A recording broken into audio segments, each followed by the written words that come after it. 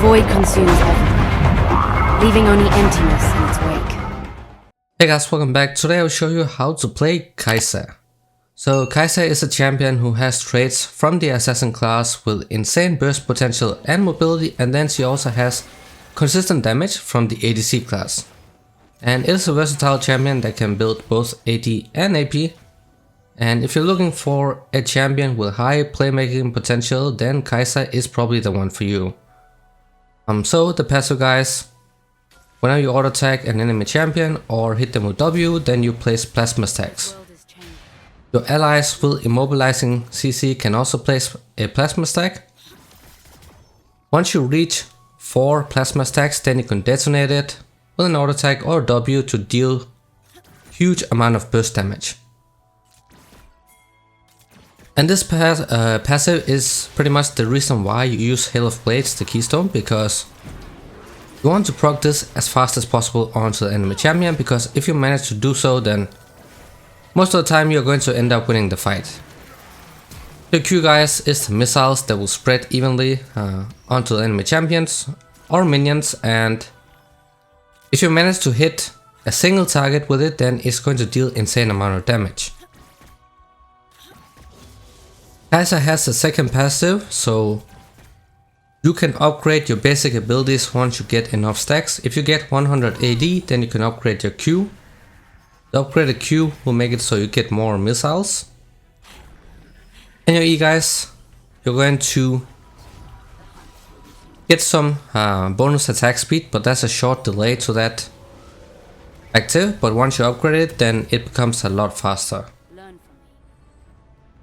And your W is that single target long range sniping ability that will also give you some passive plasma stacks. And you need 100 AP to upgrade it. With this build you don't really get that, but if you play a hybrid or full AP, then you can upgrade this ability. Of course, if the upgraded W guys will apply 3 plasma stacks instead, and then it will also refund some of the cooldown if you hit an enemy champion with it. Very fun to use if you play the AP version of Kai'Sa, because you can snipe people from long range and it's going to deal a lot of damage.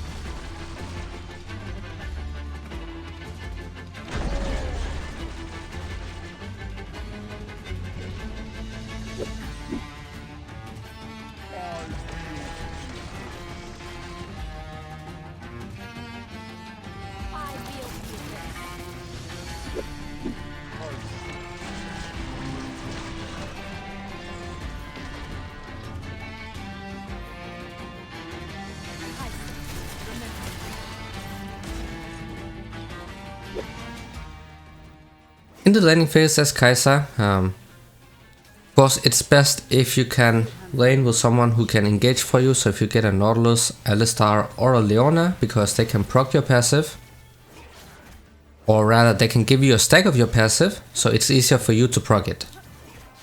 And then they can also engage for you, so those champions are really good.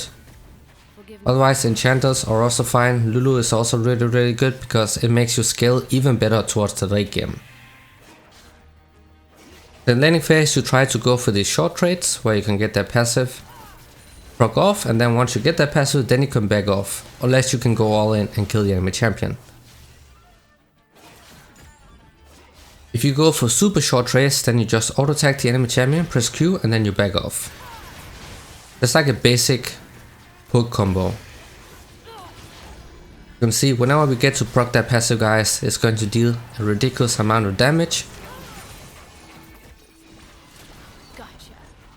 So that's a lot of burst in Kai'Sa's kit, and that's why she can also be played like an assassin, where you find a squishy target, you fly in with ultimate, burst them down, proc their passive and get their free kill.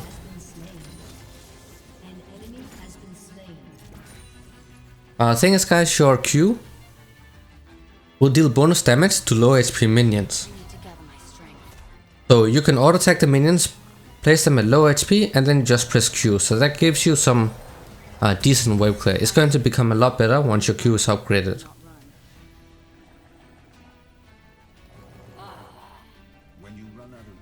So because you need 180 for that Q, and that Q is actually a crucial part of a kit because a lot of your burst damage is placed in that ability, and it also gives you so much wave clear. So what people like to do is that they don't immediately buy the mythic item. They go for the 80 components first, and then buy some 80 components from other items so you get that Q upgrade, and then they get the mythic items afterwards.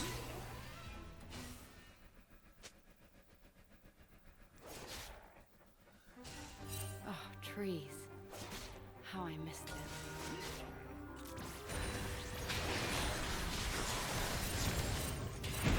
That was a really good E by Swain, so you got another 3 kills. Of course, anyone with CC, hard CC, immobilizing CC works really well with Kai'Sa.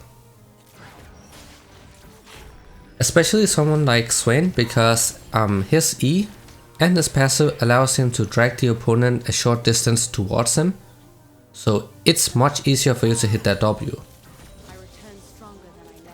Remember that your W also gives you plasma stacks, and it can also proc your passive, so you don't only have to auto attack the enemy champion.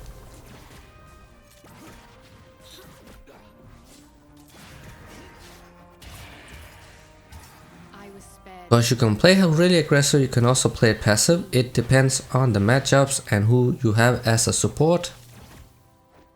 Some supports will force you to play really passive,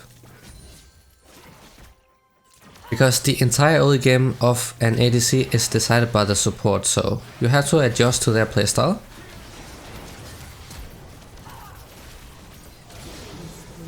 See that burst damage, and now we also have the ultimate, guys. So when there's a plasma stack on the enemy champion, you will see this circle, and then you can ult to that circle. So Kai'Sa would dash towards the champion with that circle on them, and then you also get a shield.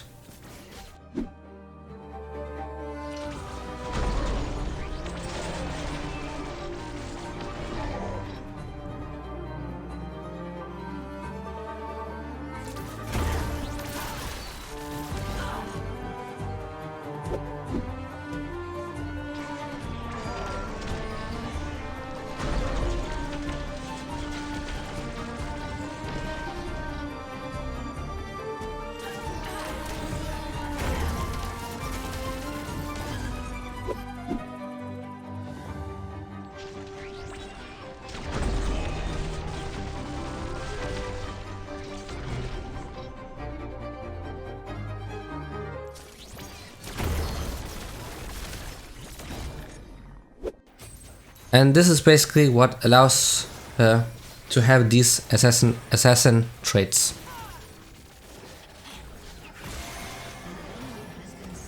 Really nice dive as well. I had to wait here because I could not tank the tower. That's an AP Cogmouth. He's actually the best late game scaling artillery mage.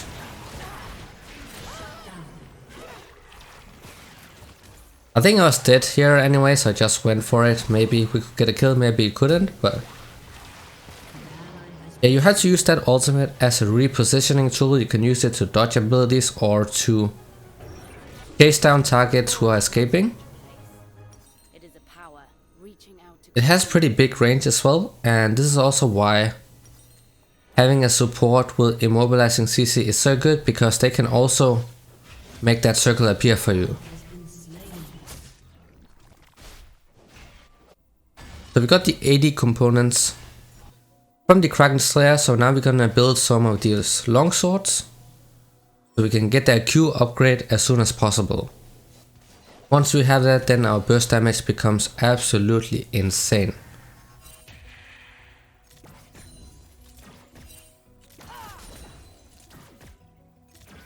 Remember that your Q will split evenly to nearby targets, so for the maximum amount of DPS, guys, you want to make sure that the champion is isolated, so every single missile from your Q will hit them.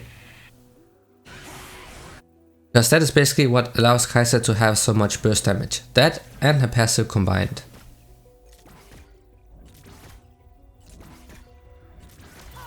This is scaling ADC as well. You're gonna outscale this Draven really hard. He has a very powerful laning phase and powerful early spikes, but Kai'Sa is a champion. Even though she scales really well, she can also do super well in the laning phase.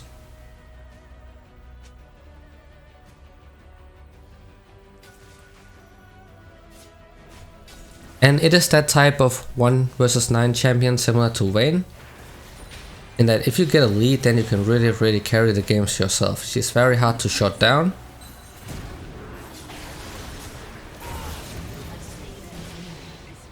Use that ultimate right there to reposition, get some extra bit of time so you can damage and kill Evelynn, but we still ended up dying. That's fine though. Now we have enough AD to get that Q upgrade.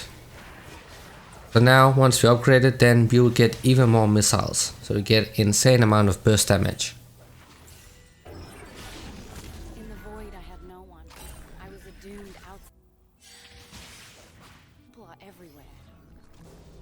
So burst damage is a lot better right now, and then also our wave clear. And wave clear is a crucial part of the game, guys, because it allows you to have prio. It also allows you to rotate faster. You'll be able to push the waves faster and then rotate. If there's an objective coming up, then you'll be the first one to move, because Draven has really awful wave clear.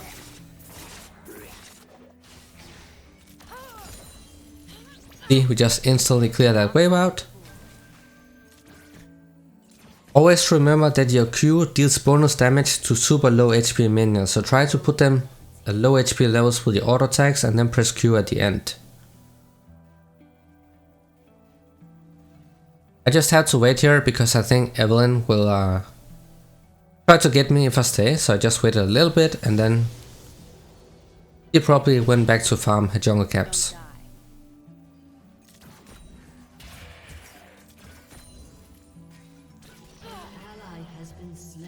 Always want to try to play around the passive, guys.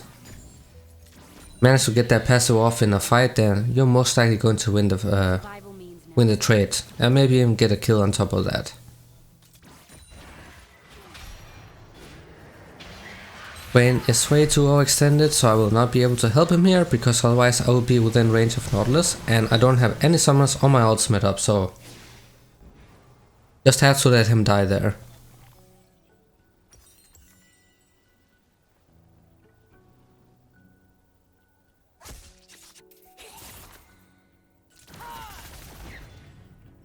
Wow, that has to be like the most unluckiest Q I have ever seen. I think that Skullcrab survived with like 1 HP and then he got the last hit. That's so unfortunate. Actually, your Q deals so much damage that you don't have to worry about that kind of stuff. I also didn't know if she had smite up, that's why I just used it instantly, otherwise I could have waited a bit more. Nice ultimate for Lee Sin. You managed to hit that Q and your W, get that passive plasma proc off, and that's going to be a free kill.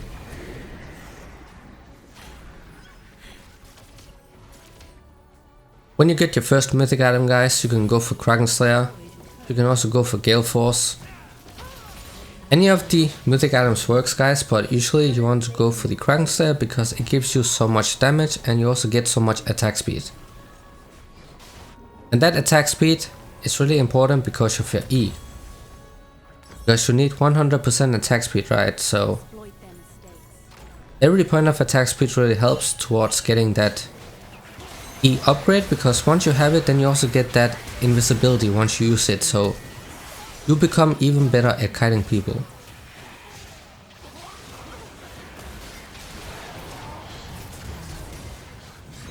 Nice double kill, but yeah, he ended up dying. He's not able to 1 versus 4, of course. It's too early on in the game.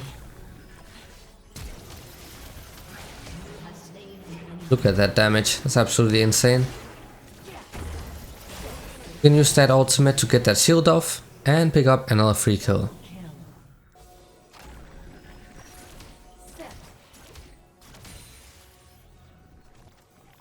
Also getting that serrated dirt guys doesn't really slow you down because it's good early game, right? So on top of getting that Q upgrade, you also get some decent early game burst. I like it here. I just might stay. I need to gather my strength. And we're also gonna get the Phantom Dancer, so we get a lot of attack speed to get that E upgrade. Once we have that E upgrade, that E invisibility can be used to dodge so many incoming skill shots. Because the lockout timer is much shorter. On top of that, you also get that invisibility. So you can, for example, ult someone and then you can press E right after that so they lose sight of you and then you can burst them down. There's so many different ways you can play Kai'Sa. And having a diverse build path also makes it so versatile. And it's always fun to play or main those versatile champions because every single game will not be the same for you.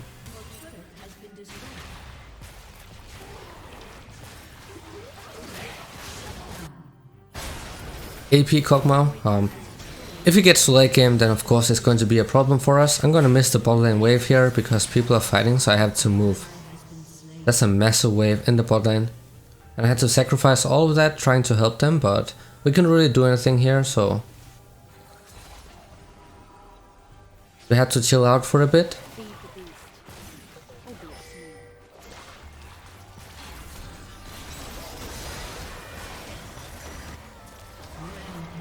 Nice. Of course, Kai'Sa is also one of these few champions where you can flank. As an ADC, if you do that with most other ADCs, you just get one shot. But because you have that ultimate, you can reposition anytime you want to. So it also allows it to play like an assassin. Get up, stand firm, strike hard. You still have to stay in the backline like a traditional ADC though. You want to hit the closest target to you, but if you see low HP carry or a mage, you can ult in, get the kill and get out.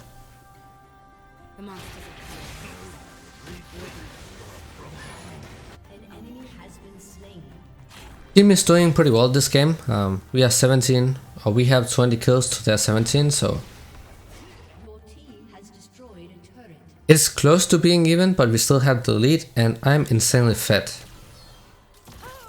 Got the Executioners, we also have the Kraken Slayer, so our damage is ridiculous right now. We want to abuse that.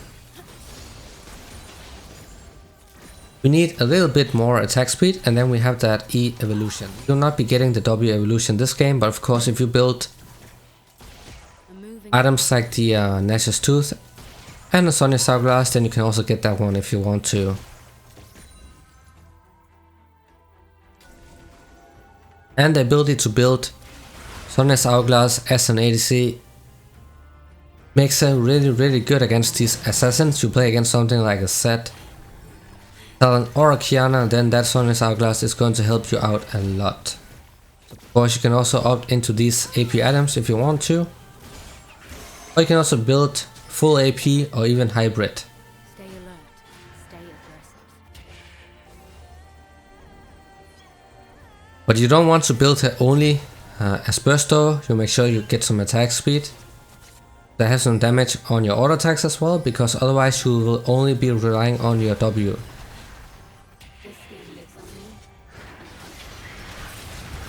By the starting, staying backline here. Use that ultimate to reposition, get into the backline, get that kill on Nautilus. That's how you want to play here, guys. See that burst damage we have.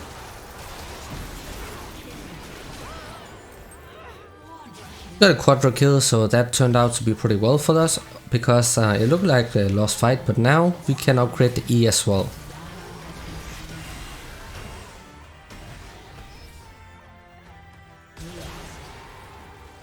Mordekai's also got the kill, so that's perfect. E upgrade, as I said earlier, you get shorter lockout time, you also get invisibility and a burst of movement speed and also that attack speed, so this allows it to be extremely good at kiting people.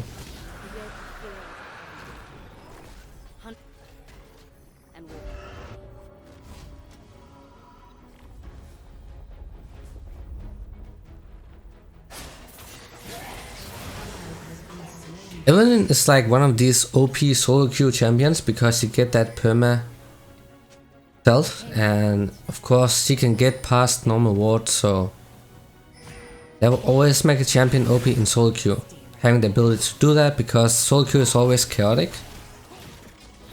unlike competitive play, so people are not coordinated, and that gives Evelynn a massive advantage in solo queue. Well, we denied him the blue buff, and that's actually huge. Now let Lee send W to me. Also Malphite ultimate coming in as well, but he's isolated.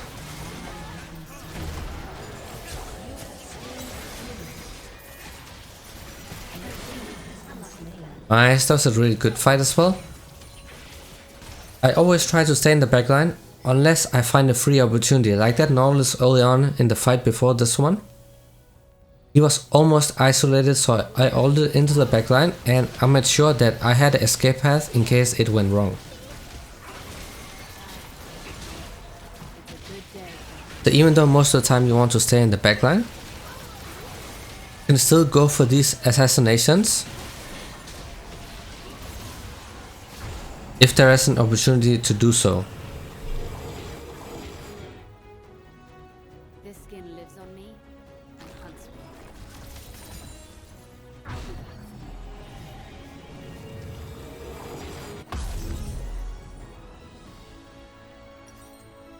You can go for Infinity Edge at this point if you want to, but I like to have that attack speed as well, and we probably need some armor pin right now because of the Malphite.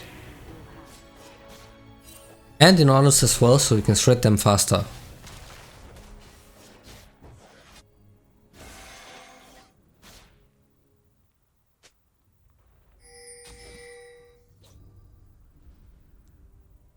I came back for you.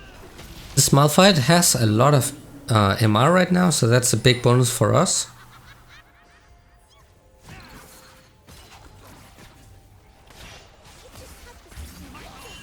But of course he scales so well with the armor, so we might as well get that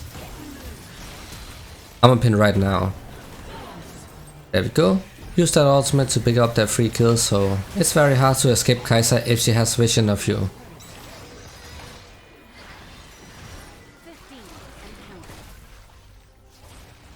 And if you pair her up with a Lulu or something, then she gets an even stronger late game than she already has. Something like a Leona or a Nautilus gives a really strong laning phase, but a Lulu gives a ridiculous late game.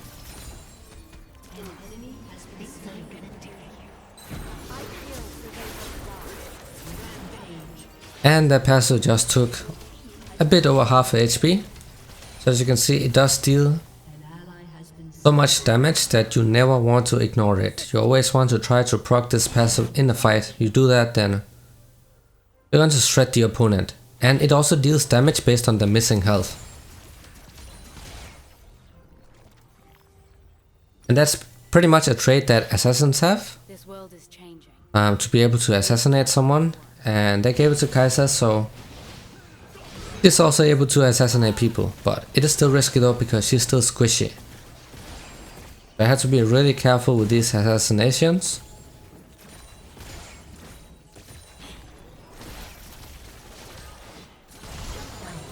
This was really nice, so I knew that Draven would come for this wave here, so I waited in the corner and then I procced that lens, so I could see his, I could see if he was coming, and then I could gang up on him.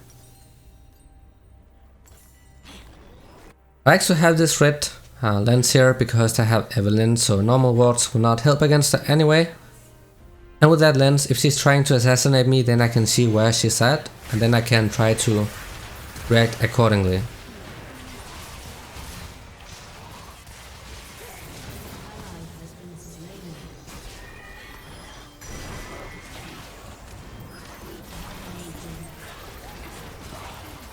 Wow, I can't even move or use my ultimate, that's insane, that chain CC. I spam pressed my ultimate, but I just got chain CC, so I could not use it. But yeah, that Kog'Maw, guys, if he gets to 16, then he turns into the best artillery mage in the entire game. He has ridiculous AoE damage, and then he also has super long range on his ultimate, so he can snipe people from 2 screens away. We need to watch out for that, and if possible we want to take him down first because he's the priority target. If we don't kill him, then he's gonna shred our entire team. So if possible we want to follow up on Lee Sin. If he gets ultimate off on Kog'Maw, we can ult in, get the kill, and then we're gonna win the fight. If we don't kill him, then it's going to be a lot more risky.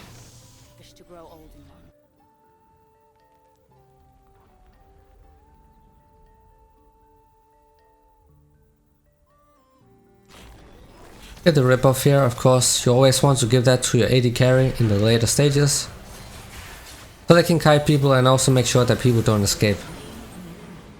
Single target damage is insane.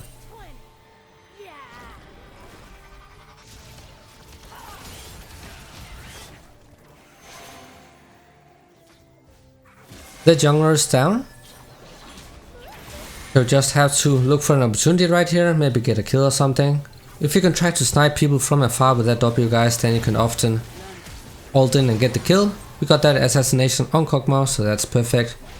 As you can see, you now want to underestimate the single target damage Kai'Sa has with her evolved Q. And once she has the items, she's just gonna one-shot you.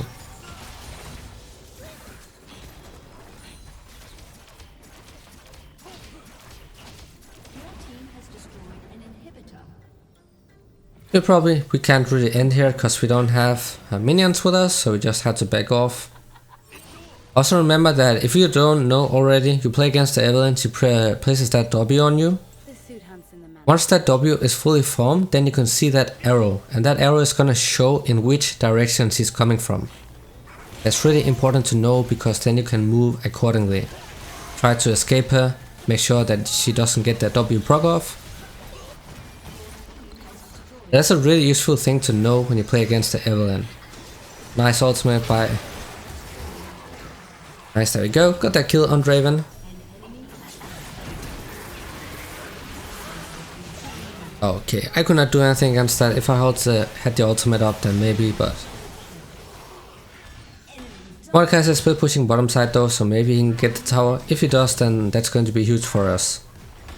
Because it is very hard to siege against mages.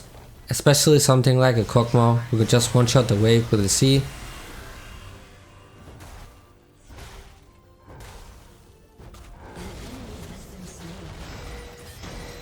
Wait, why is he not hitting the tower though? Maybe he could have won the fight if he hit the tower, cause it was low HP, so just 1 or 2 auto attacks would have been enough, and then the tower damage would have gone.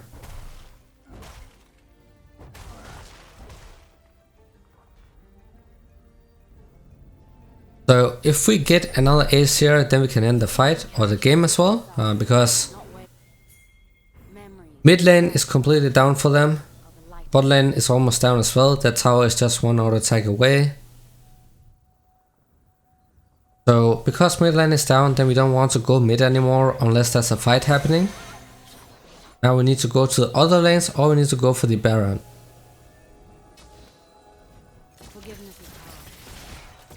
Now that passive of Kai'Sa and an extremely high attack speed makes her really good at taking down objectives. She can destroy the Baron insanely fast.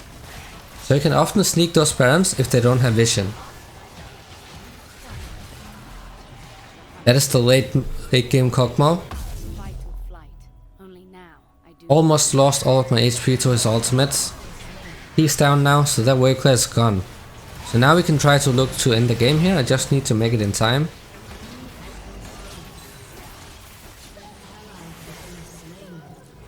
Well, my team is already destroying them without me, so I can probably just hit mid right now because we have a wave, so I'm just gonna run mid.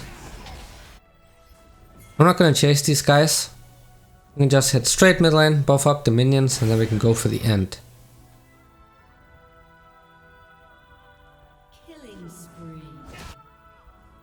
Try to see if I could snipe him with a W. It's fine though, we can go ahead and end the game. They will not respawn in time here, so that is going to be it. So that was the Kai'Sa guide. I hope this was helpful. As always, thanks so much for watching guys, and see you all in the next one.